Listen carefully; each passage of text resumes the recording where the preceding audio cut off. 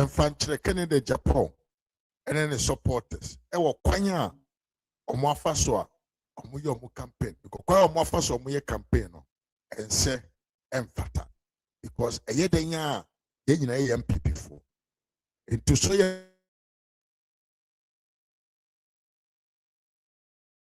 MPP ni there now we campaign say sabio o hwehwe ni po mra medi MPP anima ehun hia say sabio ubeka nsema sabio and this if you no enka sama miracles e dey be go abonten no edos pa emuso ewa eye no nkwa na miracles kasa fa ho miracles and the echo school back to 2024 kwanya jo mahama fa so escamo all Ghanaians abra na nka wo se Ghana fo nka ye hwe bebi ye no se de ye ne ya ne se enipa no mkoto abale bebre na no mo ye genzi fo mo ni mahama dada. So Mahama capitalized on the fact so munim the obey the pain and oye then odi intro e de kire wo na near the same way miracles etum somehow don't so from on what is going on in the parliament, what is going on in the MPP, and what is actually now going on in the house of MPP before the election 2028. Now mega so dey yemko Niemkoti, Sama, Yuri, Atu, a good from Yuria, Neatua. So, Ras Media, GH. Subscribe, follow the page too, and like the video. Y'all comment, now to me, I can't, I'm on. Y'all comment as here. Nyanko 52 days, na MPP this year call. And Nekama Kotwaba, a candidature with the Frank and be pertinent in 2028 general elections. The other kind aspirants, you know. Candidates, you know, or money actions and inactions or transfers or more comments and statements are who it was saying. I think, say, in truth, Seminaya Nanka Yebek carry contest way in a better way than we have. Because on here, Memeti opponents back open NDC. Okay. MPP ni Eminia. MPP, what is a big market MPP? David. Me know you drink cry, I said that Tomboas and I'm a camasem, a crime for some, but say me do at them, David. Because I am of the view, say MPP near was Sacrano or Bensi and Disney. But who has any some of the opponents, especially Dr. Mahmoud Bami opponents in be a horn of Bosso. A train Nayana, if she said, Sebit. Jane how? I have because ye mu bi wo ho a ye no ye na no pa wie na nwumre ye gina eko no a ye kasa ma ye kuo no nti ade bia be ma ye dwuma ye de no ani e pese so me Dr. Mahmoud Bami me communication director me ne openi kan Japan ya adwen a me di na tab okay be ka ABCD seni na me no ya adwen ma ka me de but to be what why you say you kremuni ofikruha why you say did not tell away the kwa na o wini and na obeye o kan we nyina wie no wini to the extent say the am be mu sheme kra ne say brohin wakas wona wo kasetia NDC na wo kasa ma MPP no wo to be cast sama NDC ni fo aye na MPP for na omo support ba omo mu na wo kontokwa na NDC for no mo tinche. And then Obi Sam say, if on a biggest opponent, I make a say, omo ham to say, one cast when TMPP do walk at the end is no more no contour. I dear Bakwame 107.3 and they say MPP penny for it to me nya akukudro. A share ye about we are yet to at the bar January 31st. If I mean, this year December, then get to Abano. To be very honest with you, because a year of your set is son about to a year conti. You know, you be what I didn't care say and say it's year 2 abandoned me ye free what. Oh, so when you be under honor, I cooperate. A Honda wouldn't say enemy because ye know, but for now, dear, look at what some people are doing. Listen to some of their chances. All because of an internal contest. But if you say normal, and your first time a BSC party, no, Debbie. And can no. Now, you may disagree. I did back when you say normal competition, no, and then normal. But so kind of rocha statement or kind. I think is it the 95 conference or 96 conference? We feel so on the year 2025. In someone that will party the more hard and one that's womb. Ne mo minyin di se na tendie ene kasa basa basa na ye ne sa minyin di se na MPP ni to be kokain di senior na MPP ni foforo e de na be kontokwa minyin di se MPP ni to be kasa NDC form be tete ono ani nu MPP ni because ono ne yan minyin ni sa nti ye de na me say ye de akwa ashum kakra. But I can tell you without any shadow of doubt, say, Manante Ganaha. We did Dr. Mahmoud Bawumia. So far, almost about 10 regions, 10th region here was we. With the Benihu, with the Maniate. By the grace of God, Dr. Mahmoud Bawumia be dinkunim on 31st January. 107.3. Becca MPP for Nina boom. On Bear Gorgeous. On Fabi Shenimu. Yeah. Onye Dr. Mahmoud because office ade no som ne yesum wie ne ye boa ye ko no nti bia ipofobi ne ba omu na o ka say ono nni asem enyina ebe kabom and he will lead us to victory 2028 mpenifo yakwa abato no nyina obie no we experience Dr. Mahmoud Bawumia wo no experience enya aba number of years aba mpempeso a waya ade na kwakodu. You can be a young person like Akraba. Look at him, very young. Yeah. Obi wa waye radio ejuma for a very long time. But Akraba is a producer of a major show. Until be why radio be 30 40 years, but when your opportunity am one single-handedly and producing major show that. And see, even though I'm younger than you, no, Akraba ye radio ejuma say no, or experience say yeah. Because why you are there to a highest level. Which of the candidates in a higher Ghanaian policy to the highest level? Dr. Mahmoud Bawumia, none. Why you running mate for 4 elections? 2008, 2012, 2016, 2020. And a wire vice president for 8 years. You know, no one can say a flag bearer for 1 election. Nobody has that experience.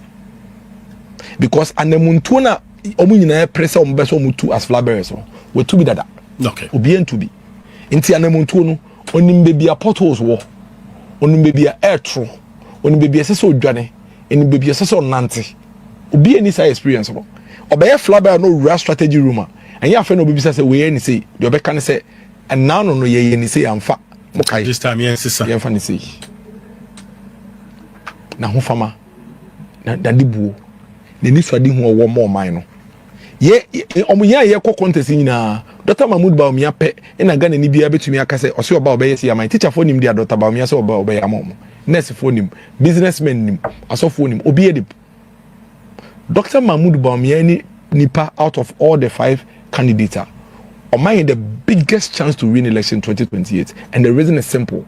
Ghana ha yabako sam ne se obi a wako omampani akonya ni bi pen no oko no one NDC ni and MPP ni a oba for the first time kwa nipa na no wako bi pen no likely so be winning than the no call for the first time. Omampani ko 4 by 96. On the Rollins by now Rollins about second time. Yeah. Omampani ko follow so even though omo friend of Giant Papa we dey no hodro no fe already olusuye. In the year 2000 Omampani Kufuor came for the second time. Oba second time no. Now Vice President Atameos, just like President Vice President Bawumia. Yeah. Vice President Atameos back for the first time. Olusuye. Omampani Kufuor win here because that was the second time. In 2008, Nana Dankwa Akufo-Addo, no politician was popular than Nana Dankwa Akufo-Addo in the 90s and 2000s. Akufo-Addo no. Oh no, 90s and 2000. No, yeah, miracles move. He was an activist, communicator, an advocate, come preko demonstration. Omona no more edi enimu mrantia no mo lead ade no. No be enimu no. Ebe ya attorney general, ebe ya foreign affairs minister. Or running 2008 with the biggest campaign message any campaign has run in this country, 3 SHS. Still, Olusuye. Why? Because now Oba for the first time. 8 year Professor Melsa, now Oba multiple times. Yeah. Dr. Mahmoud Bawumia came for the first time in the year 2024 as a candidate. Olusuye. Because now Oba 8 year John Mahama is excellency here. Wako elections no be 4 times. Agana for him. Agana for him no. Enunti NDC for the first time in about 16 years have no choice. They have to drop Mahama, His Excellency, and bring a new candidate. That candidate is a bit on me. Omo yi in Tama 2027. Last quarter B.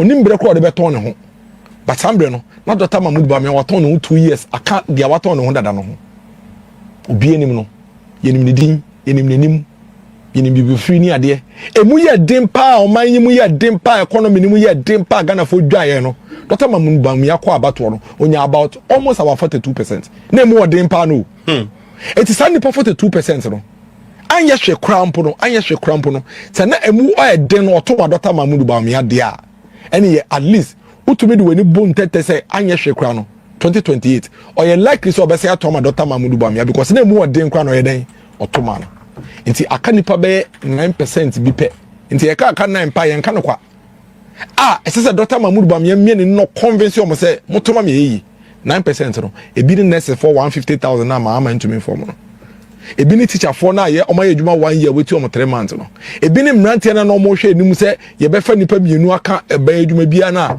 omo aka trefie no ebi ni businessmen na no mu omo less from right ya to electricity 28% no omo na fi de Dr. Mahmoud Bawumia be mamu nyina so nti omo ye den nto abama no enti ono ema ye the biggest opportunity to win against any NDC candidate than any of the 5 people. The EPA need to be yeah for Dr. Mahmoud Bawumia nkonkoju to me se to me ne ba na nyina yensa ka na de wum bia ye den ya hwe no. But do you foresee Dr. Laj Mahmoud Bawumia performing better than that of 2023? Absolutely. You see, that's why I'm saying say politics is science. Me, I did political science at Legon. The first thing I show in politics, the definition of politics, and now whether it is science or arts. Politics is science. Poly 101, we call Legon. Politics is science. Data, the political history, political psychology of the voters, political sociology of the voters. Nina kabomuna determine the future of an election. It is clear. Absolutely clear that about 1 year between MPP and NDC, Dr. Mahmoud Bawumia be a flag bearer. He will be the only one that is coming for the second time as a candidate. Against a new candidate from the NDC, he has a better chance of winning the elections. Election be a risk. Okay. Election be able to lose to be winning. And Nipa 5, on why in a risk level no, a low. Dr. Mahmoud Bawumia. 31st January, presidential primaries, who will still be more than 60%. Nim, the minimum say about one, and Brandon say. What be winning on your 50 plus 1%? Share about to be anywhere a shot to a womb. I say football. The answer be win. Say penalty now, you say free kick now, you so who we need about pray where we need and one here. The SN say MPP delegate and yet Dr. Mahmoud Bawumia dom. Name fan could be near day and mano on 31st January. Unyan could we are. Say 100%, say 90%, say 70%. Na sudie ne so beka nyina bom na yakwakoji to me. And that's exactly what he would do. This say be NDC near, of course. On NDC no kan oka what's na say because so wan yenu hu fia on to me din hu so ni so nkunim. But you see, year 2024 elections no. First of all, elections bi a enyina ebeja tum say na MPP amayoko ne pese ye bibia abakoso mu bia ye bida. Say aban bi te so na obekọ third time say onsan to ba men na men to aso breakis 8 years obi anya bi da nti eno no your first obstacle.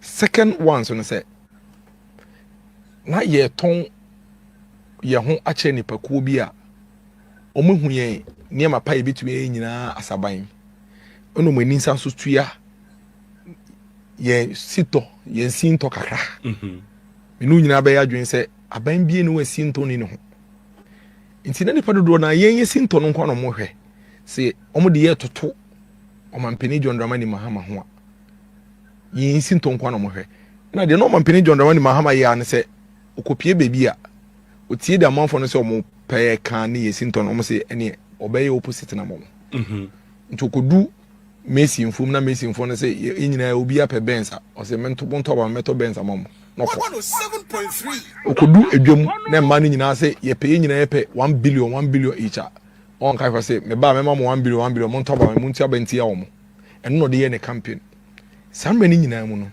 na MPP de ye nyina ne se ye ton Dr. Mahmoud Bawumia di so ade won ne pa wo mo man no emba bebre no krampo no ye kire mo se niam ne bi wo kra wa ye fapem na wie ye ma no kwan a o de dan ni besusu da o man ne tumi eden akore ni ko hwe ne ma o mampeni ekufu ado ye ni ade me say o pa fe ndisi ni bi abetena ne yen sese ne no one by one. There is no way NDC aban ebetumi no how to MPP Nana Danko Akufo-Addo aban sector by sector but wambra ye ko yenim na Nana Danko Akufo-Addo aban enya successes in every sector no na yenya challenges difficulties and so no to mean ento but ye ton yen enyuma pa ye no na mahama nso yo ya ne se ofa ye sinto kakra no ene no de kire Ghana fo no aka kire mo se omo ntumi aye he omo aye se montoma me ba ayam samre ni nyina so no na ye kai Ghana fo se His Excellency Mahama yi a all kasanse we akyem yi yenim no oba be yo mampani pen oba ye no mo kai ne ma oye teacher fo mo kai se mo ana mo ye adwuma mo ye adwuma fe ba ko obetua maka no so ntua otua miensa pe e mo the policy bi ba ya na ye se fe no 3 months pay policy mo kai nurse for mo kai se oye mu bi na nye bia trade union mo kai se papa yi na mo se ne se o mama akatua ntumu o se onye e ma doctor for a cost strike ka che mo se on fie o mo de on be bi o mo ye on through elections no why so odwanfunu e kika sa ne me nyina but you see emra no mampeni John Dramani Mahama ye o mampeni 2012 through 2013 by 2016 no na Ghana for be 3.5 million bia 2024 no mo di 18 years na fe de o ma ye ready on beto aba no sambe no kra no mo kro no ma no edin a o mani abre pa nkomodie no mo de o ma no tutu mu no na o mo ye young people doing Mahama Ambreso. In fact, obi at 2024 no wedi 18 no. As at Mahama ye president 2012 no ye 10 years old. Enti ono no on kai Mahama suni ne ban. His Excellency, Mr. Obidi, His Excellency did the nyina anim. Ti se bia me kasa bu no wan tese me de aka ho a. Na Canada, because kasa ne me ye rate me. Enti sa nipa no, ono no 18-year-old no onim omampeni Mahama. Enti sa okọ ka kire say Mahama na osi oba teacher for be mom automatic placement no oboa esa ne say obey your mampeni kan no say ni say do on tiase because osua on kai no na mom okai Akufo-Addo challenges onyaye as a result of COVID Ukraine issues e ma dollar if we see the score 40 cities and okai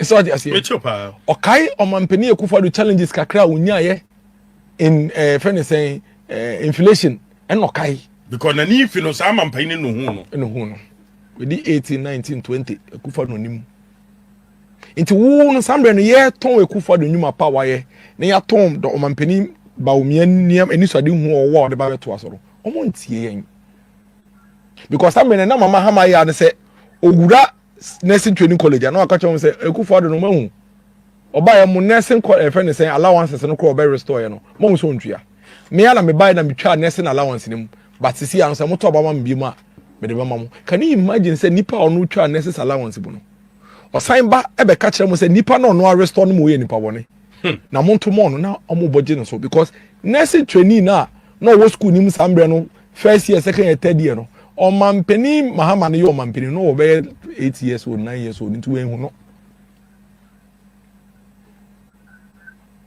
enti sane ma no ene ma dodo na especially the young people and I'm sure you remember on social media how the young people were rooting for him and no nema dodo na ko di to Mahama chi no but we knew Ghana for dodo na ye omani afi ni nyina nim say papa ye nim no dada ye nim ni so ni ne ban on fa na sam no se yen yo o ka sam a woni so eso de o kan de oye everybody knows it. Everybody knows if I say President Mahama people by yen kosa line Emajo Mahama His Excellency essentially ye nim so no even though MPP de me kwahye yen no on the one he obepoto kra ade atare yen so enu nti ema MPP fo ana Ghana fo mu nim say between friends of Mampeni Mahama and Dr. Mahmoud Bawumia. Dr. Mahmoud Bawumia is a better option see there be MPP fo no sin ya mom yan twe o maso kakra wa home ti be o mo de toto ombeto aso a wa he ombeto aso aye den ayenti yentwe waso kakra no munsue bibi mfrim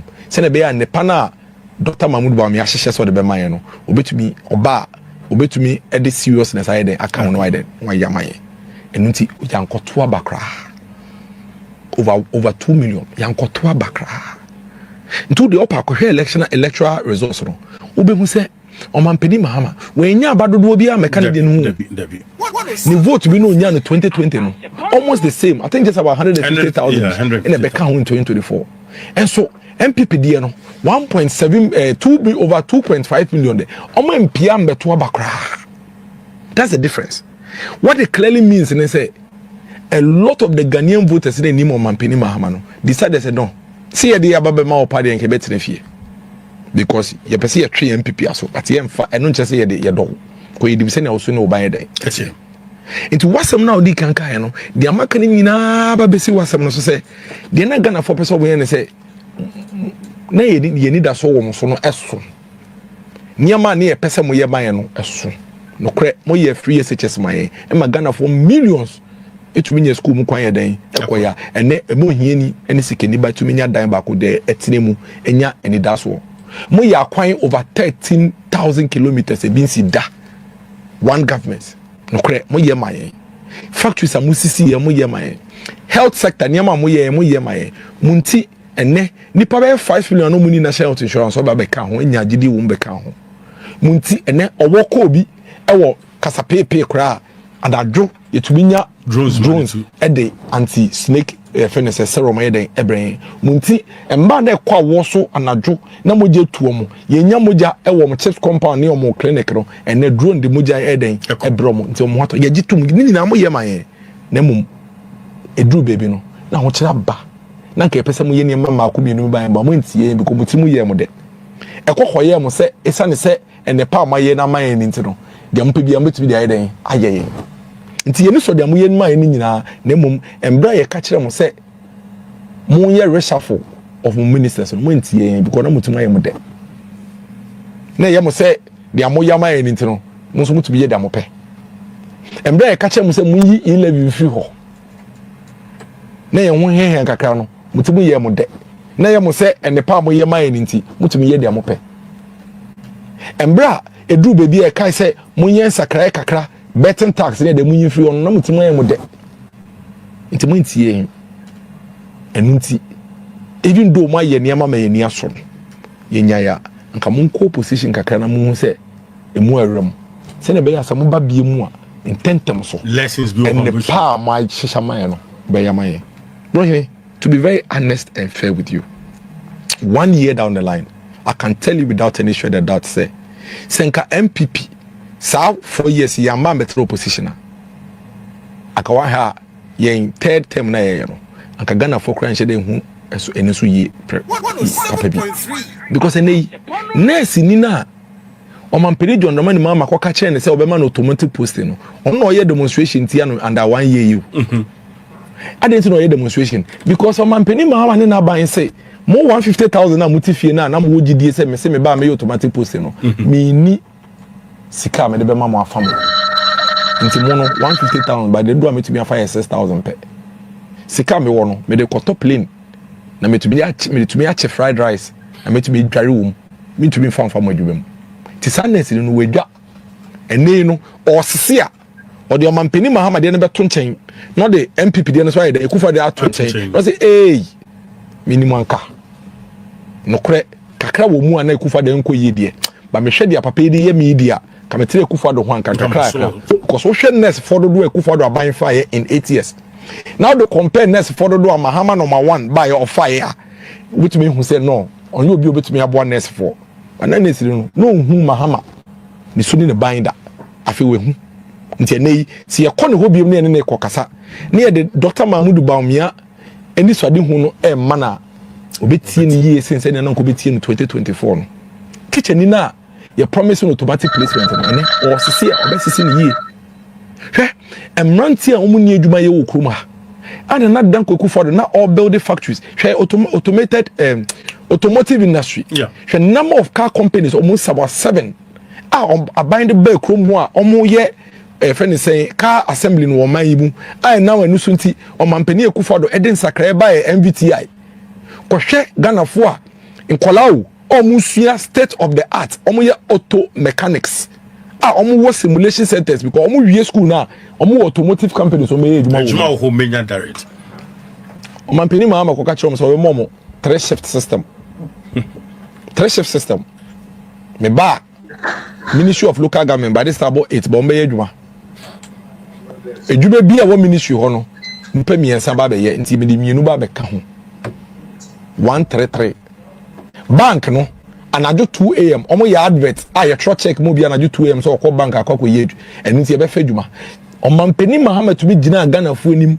I want my manifesto launch. I say, a bien and tombo here catch a Ghana for say, so by your Mampenia nightclub, ever running 24 hours. She said, and no pabaya 10-11. Obe Boomerang nightclub near Bosso. And it's a Bema Ghana for you, Jumaye.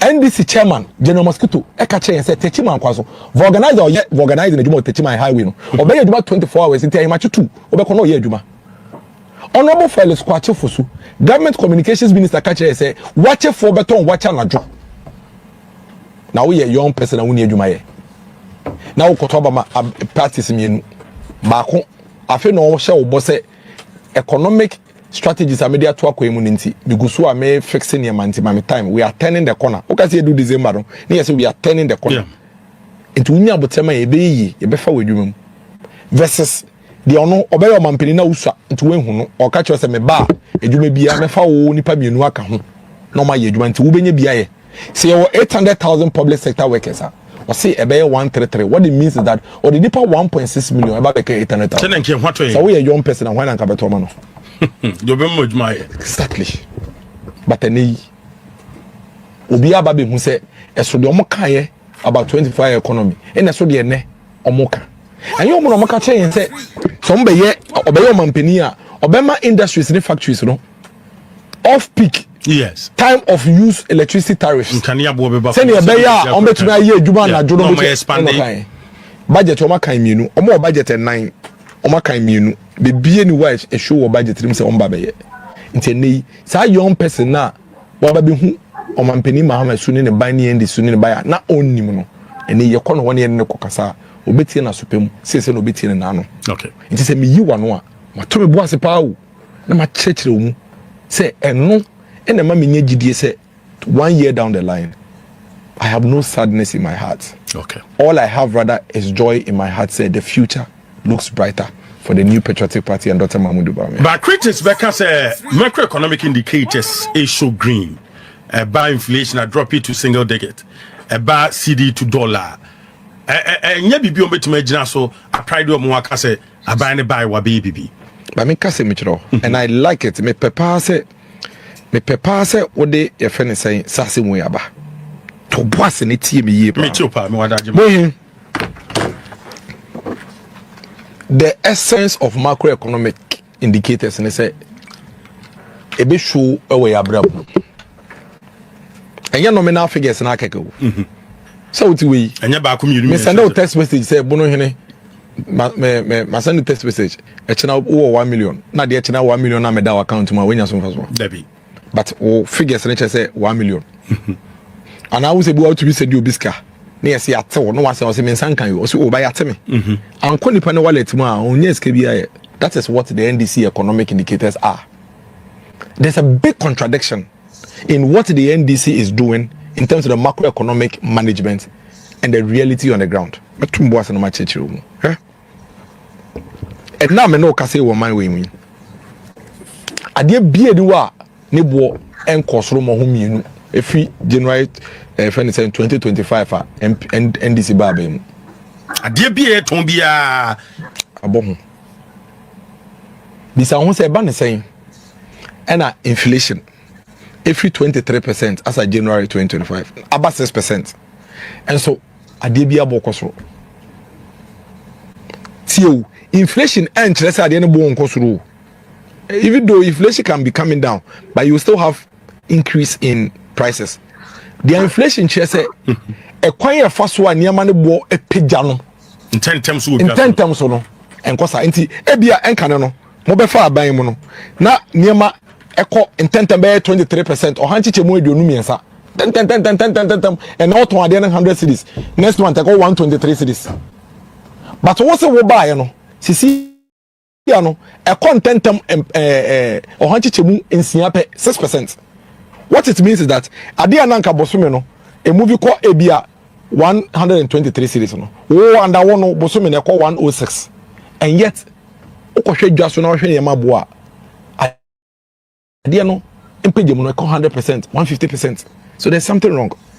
milk nketwa no ana carton ye be ebia 140 Ghana cedis as at January 2025 no ene eko 240 Ghana cedis 107.3 cement oba bemu na cement 42.5 hour ebe 85 Ghana cedis 120 Ghana cedis. The list goes on. It is all the inflation about 1%. Na niema me tone bo kwane kosoro me no sa economic indicators na kan how does it benefit me? Between 23% inflation I'm a cement 85 cedis and 6% inflation I'm a cement 120 cedis now pay. And I say me inflation at 23% I'm a cement 85 cedis. Then say inflation about 6% I'm a cement 120 cedis. Me boa. That is the problem. Those are the issues we are talking about.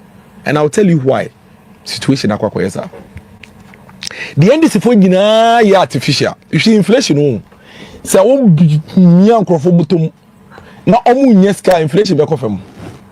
Because they no onyeska, you see inflation demand and supply and so affect no. Say nipa say so we ho. That's nipa do beto. Nebo betumi akosoro.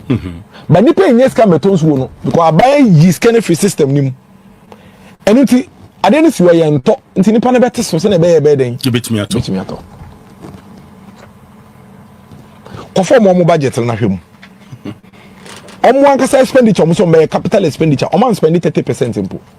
Ministry of Finance sika so the ministries in the department and agencies no dey on farm more.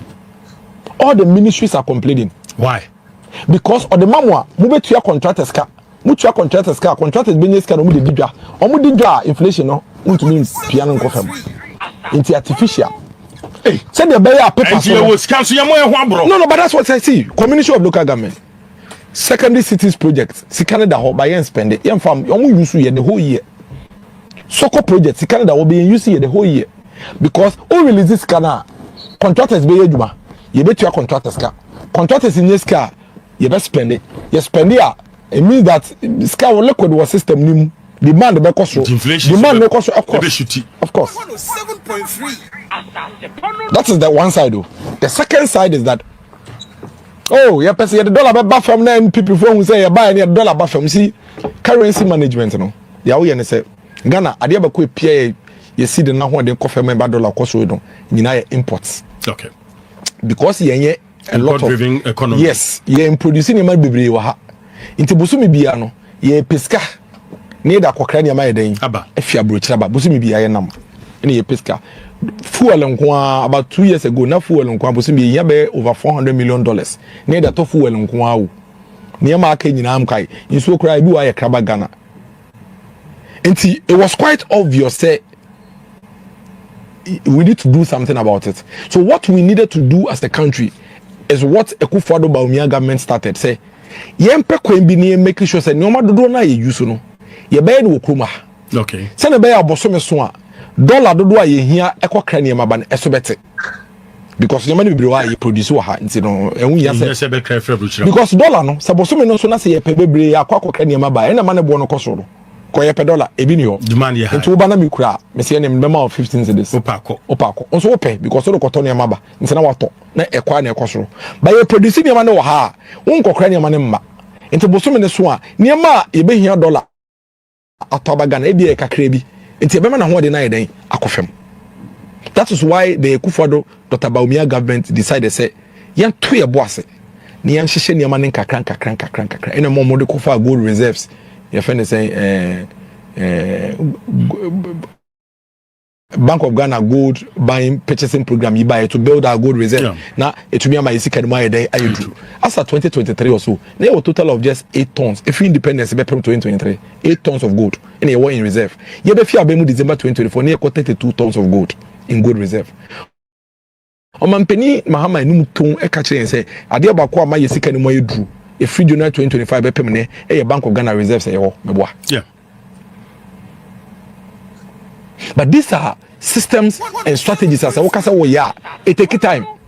By building industries, you know, it takes a while before you be able to have enough production to balance out and meet the demand of your people. In the NDC4, send a buyer who say a man can for time and a bobo, ye nkola na bobo no. This are kwaba mo kaya inter schools. were defenders be a ball as so boko ne nim keke no boko wiem nanka a free AC ni mu no ball na be wiem a betwe de na abo no oso ko damboleshi unu damboleshi o dan no no ball no pa obato from obeso na ball ne nko baby aye ne jira baby o ne ya ball ne ya shen eni bi na ndisi for ye no man kan for economy a man can for economy. Yeah, near my artificial na inflation figures only looking good. Na dollar any forex exchange only look good. Na Ghana for months to hell with the effect on the economy. But you see, every economic decision I'll be taking biano. A hunsun sanso to the ordinary Ghanaian ye day. The hunsun sanso to the ordinary Ghanaian say. Abosi o kind spare parts dealer.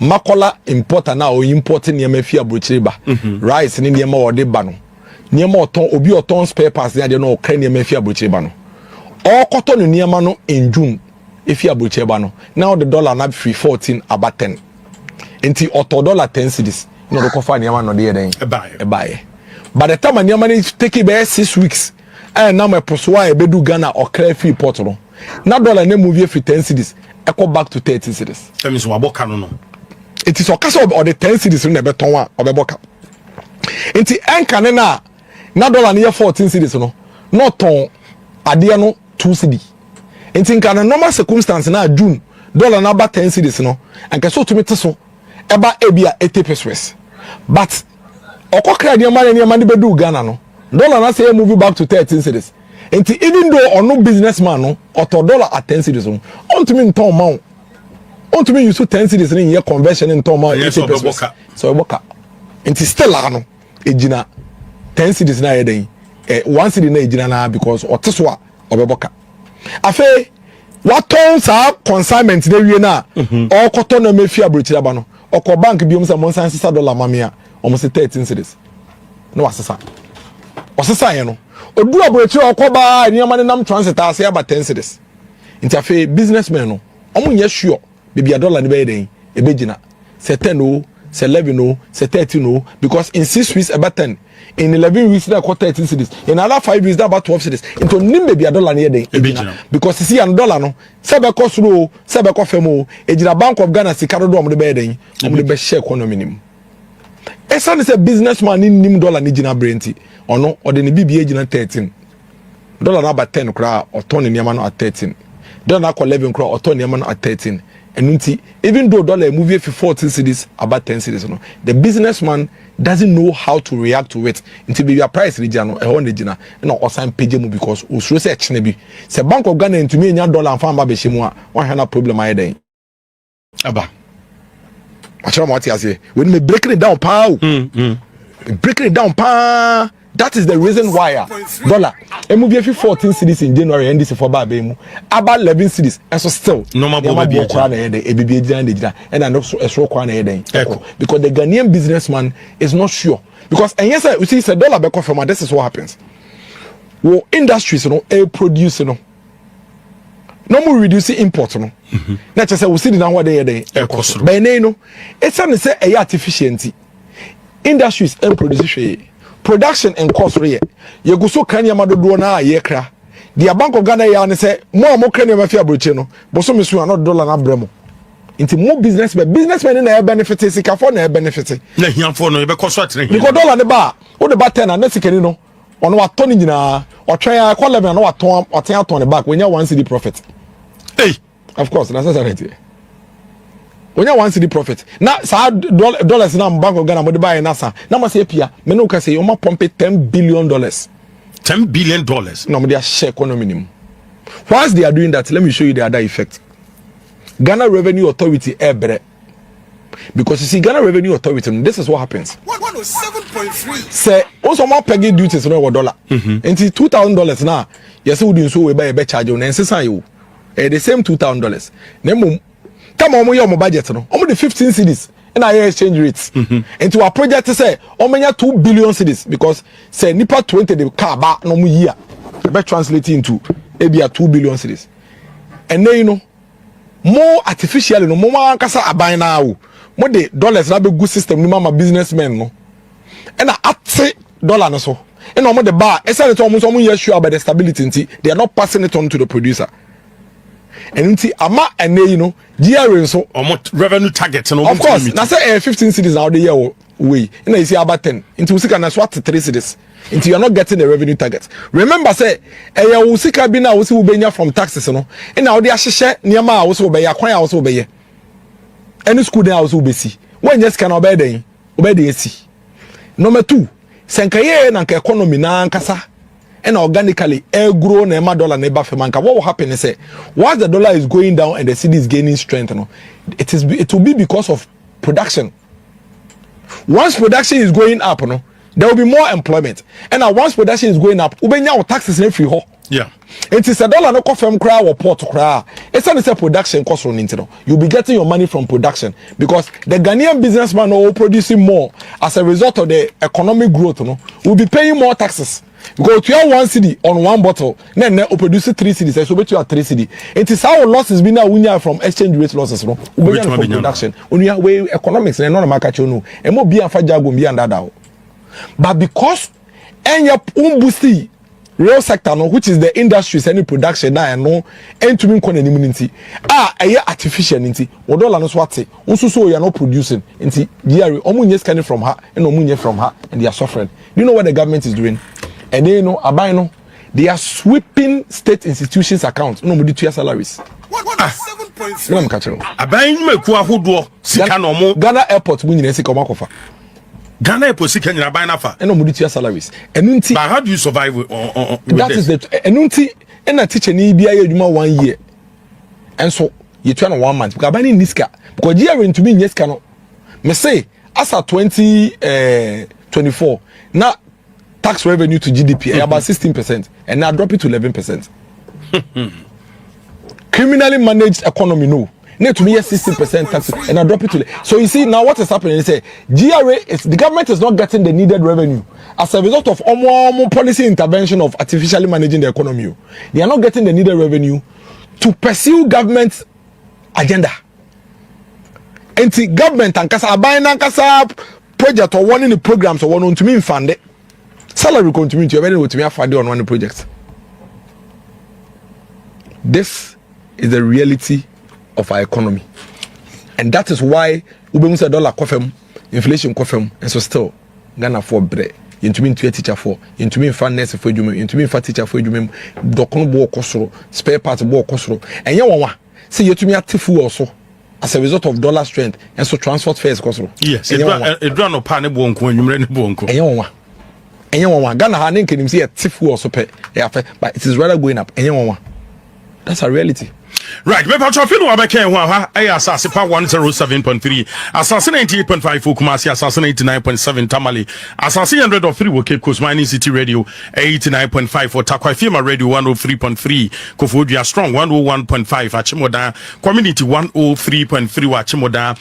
Honorable Dennis Miracles Abwaje da so ha quickly yan hwed nrade si wo man mrase bedwafi dom kumano ana muntu bi omutu ye e wo man mrase bedwafi efa pandai rerana parliamentary krata koma yisi se omo hwe na yenkoto aba foforo e wo pandai de dikan dom kumano omo posture e wo man mrase bedwafi mra no honorable na eto sen ana muntu omutu ye no I think say in the midst of the constraints, senia abina chichiro mon say go bachi any situation on moment there. Ubi say me ameka say there asiso mo ya no mo ye no. Because sebe your numbers this one. Okay. Nti omo bule yen ya no ndwom. Na yen kai say parliament no a political chamber. Parliament when e hon ye court. E ho mo go nyina politicians. Nti there are political rules and tools. And who are not deploy, you know. Their job as an opposition party is to let their voices be heard. Of course. Opa befa, opa wonfa. Na me the parliament in Sema Yafemu in the past 8 years and then ababedi 9 years. I got 10 years in a swa abambagwen. The speaker? Yes. Why? You see, never in the history of this country, in a parliament, I chaotic. I during the tenure of Ambamagwe, the right honorable speaker. Never. And it is because of his level of bias. he's too partisan or you're too partisan. Oh, yeah, this is too much. Speakers say do baby a statement like de penidie bemuni ade on the NDC semuna. The NDC for PB no ayamom. NDC no kaso mo ye boni bia omo political party o. NDC no they are a political party first before a government. Just as MPP is a political party. Political parties here. Omo adwuma ne se mbre bia no mo di omo opponents nkunim. Ti sa omo ho kwan a ombe yusu. And that's what the speaker is doing.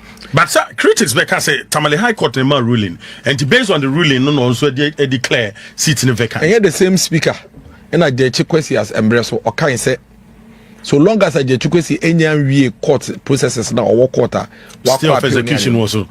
And the same speaker, saying. Remember, say when it was Jesse Kwesi's case, he still took a chaotic decision. Yeah. The same speaker now comes back in the same parliament or your leader no, and take a contradictory decision, makes a contradictory ruling in a bizarre manner.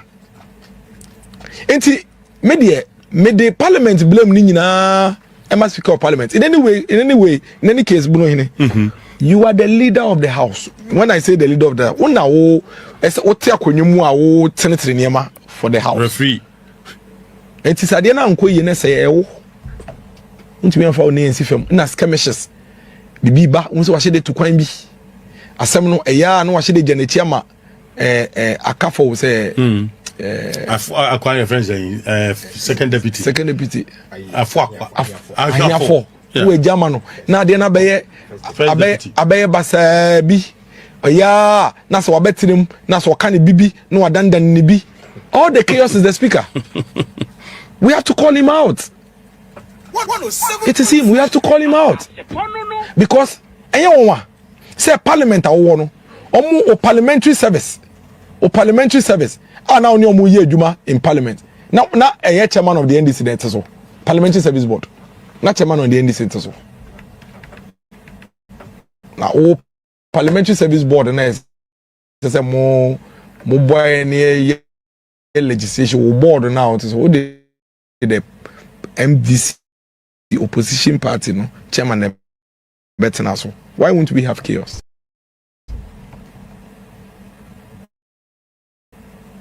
So media, to be very honest, if you are controlling parliament or leading parliament and you are unjust, unfair to the people, to the minority at all times, results are Benyani.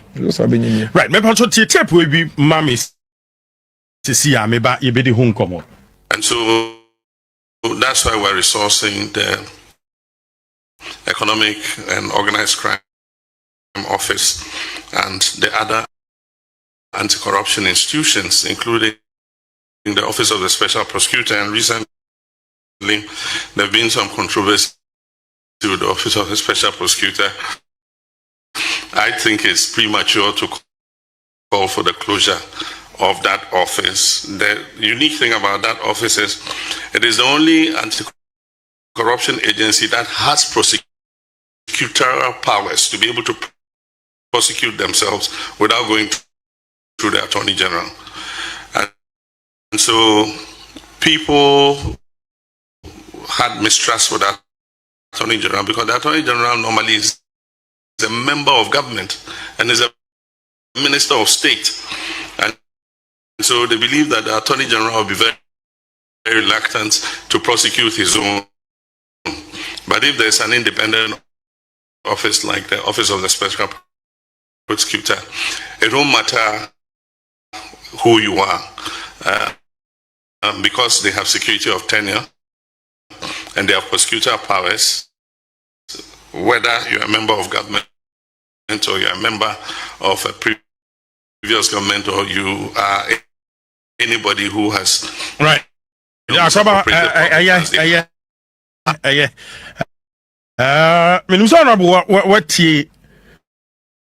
Mampai John Dramani Mahama.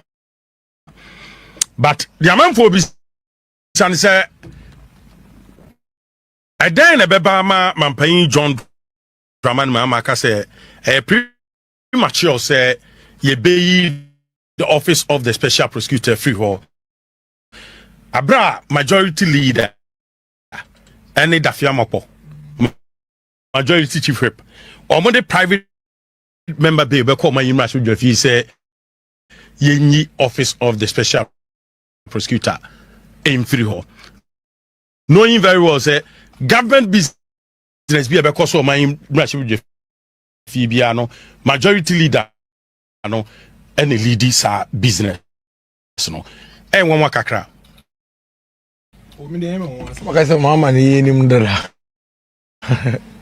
ye nim dara dan de we ye won sa no be je trekeshe e onu asa tete sa no tie enye newton no ani enti ene yomo mo yema hye omomra ho na ye genzis na no munim na afi na ye I am going to more experience no by am that's I but so because at least to I had yes was he in train na the office of the special prosecutor and any other any head of government business no or yeah the parliament with that bill. Don't forget say or the cabinet leader of government business or parliament or cabinet and before leader of government business at the bill be able parliament no more discuss what cabinet that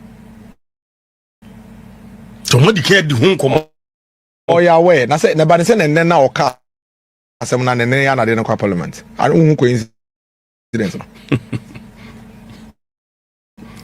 obaso twen ho free mu and na de no call ade na na oka en na de no parliament wo de hu coincidence no wan ka na ndro wan ka na nansa enne ya oka ye na enne ya na de no parliament eso de oka eno do ye oka se hwesoro ahwefem oka se hwefem asesoro that is who he is and obi owa expectation for bia of the president Mahama na minim the level of faith or what because son the leader of government business majority leader as for say member be a TH backbencher be na erezi bill no two leaders no when you chief whip no more erezi bill so ni mo what with that into ugidi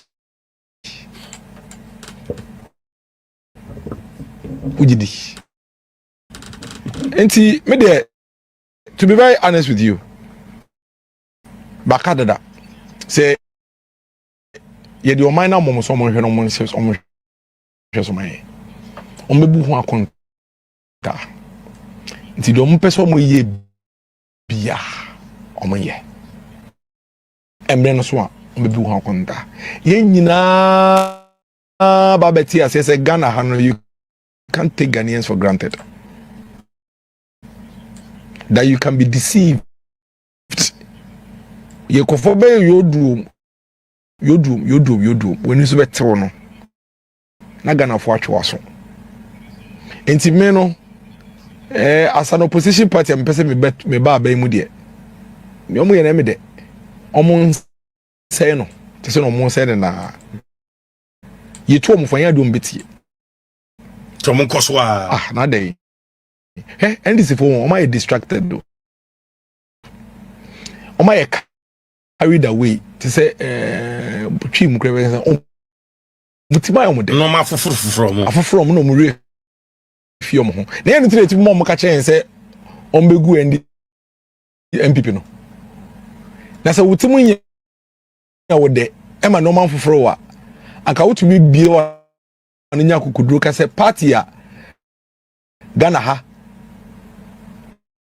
o hanchichemu eduanan mienu eta o machi no wo begu no na wo nya sen wo ni o hanchichemu eduasia mpo you don't even have 60% of the support of the country it's media big catch before now someone come akoma nto omuyem ma yem hihyew and this for no de enye nyina wa Ghana nyina na support omo ni 60% mpo ama tumi aba ama wetumi nya na ne unya 80% yanka beka den 56% na wo na wotumi ka so begu MPP na 1992 na parliament wa ye ni nipa ba ko po ho ana ye rubber stamp mu nyina mu ye ndisi for nuka mutumi gu MPP 1992 na ye ndisi for kwa na parliament omutumi gu MPP na mbu gu MPP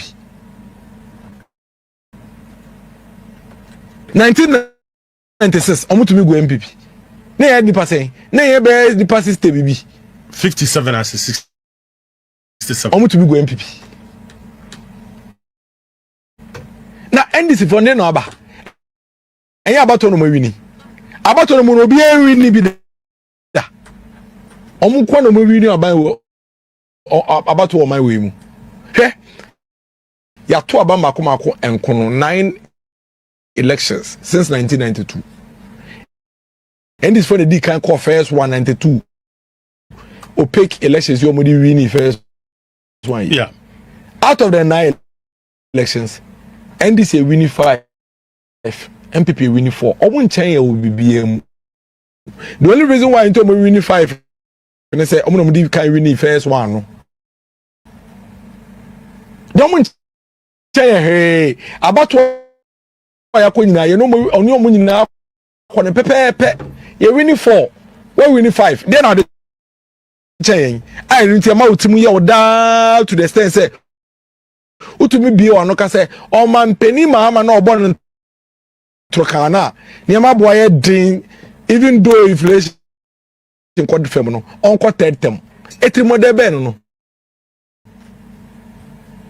what kind of delusion is that I refuse ben no say utumi nya kokudro ka say wo gu NPP na wo ye hwan na ntika for 4.6 million no moto abama MPP no on bet na wo sa hwe wo ha because wo 6 million na difference between 4.6 million and 6 million 1.7 million it is how because of 6.6 million it's 4.6 million ye near no I don't see what to be how dare you? what? Sauti sa sofophobia start kase yema John Mahama tete moi to say omo ya mambofo beni omampeni no dia nan sen ya ku atemte ku bi ko no so no unu de bae Sunday yes unu de see here then it him any day he was very popular very popular country beni fo nyina penase mbodje no so emanitim be any day na say ya so for static civil society organization oh the way I kone there oh yes say ma obi ka ho na ko ni ade wo ya ade ye bo ye to ma onko sa to aso university no na soja for tu no when he made changes or he changes to the constitution to allow him to go for another term any 3 days na soja for etu no so etu ya it is omopa omontra here you see emrane yahye enye wonko na sebi unim nyansa wo man nim ene wonko kwame nkroma kura besen nko na wo kwame nkroma na ofa hodie maaye no oye ni die wie no okọ na wo how dare you think that the entire country is for you because you won one election how dare you ya kana mu hwenhwen what did I do this only a better na me obeche me kwa my odena aba kwame nkroma wu ye still ye da so won krofo mo kasa wo Ghana Rollins abre so kwa no twe ma ba bonten bo omahan mu mpiri wo toilet mienu ne yese nti ye chew ne abo wo ma nkrofo businesses watch mattress ya de good no Rollins crab senko otimi ya onye unsuro 107.3 ede na be me enye fiase na de mbeko omo mu ba ye na no mo ba ye koye kofo mu nyina so mu da agye onye emra ne se mitumi kama dwen opa de apese oye bia ntro bia apese oye bibia apese o chechire to me so na nya ho kwan tete ye me ko bi foforo beba aden Ekufuado mo meye kwa eni ha Ekufuado dems used to be the advocates of the time. Some people thought say ye tete Ekufuado mo ne come and tum dambotwe mo ne ade ne come and tum a it would lead to omono keeping quiet and lead to all of us also keeping quiet. That's what some people thought. The dambotwes, the Ekufuados have come to pass. There are the miracles and co also still speaking. There will still be more people coming to speak after us. Right. Yeah. Yes, abusiamfo yewura miracles aboaje na yate ne nka no said the ochire no chechire mu ye pa abato na yekoto no yekoto dia penkunimdie dia ma yewura Dr. Bawumia o se ma yewura mfiri se andisi for threatening ne omoye ni nyina no enkosi aga osanso kama ete ye ho asese. To be honest with ourselves, the omoye nyina ya artificial, they have done nothing good, and time will tell. Madam Munyina say animal play. If I say share higher Ras Media GH, like the video, subscribe to the channel, and become part of the Ras Media family. Much Munyina. Until we meet again. Adios.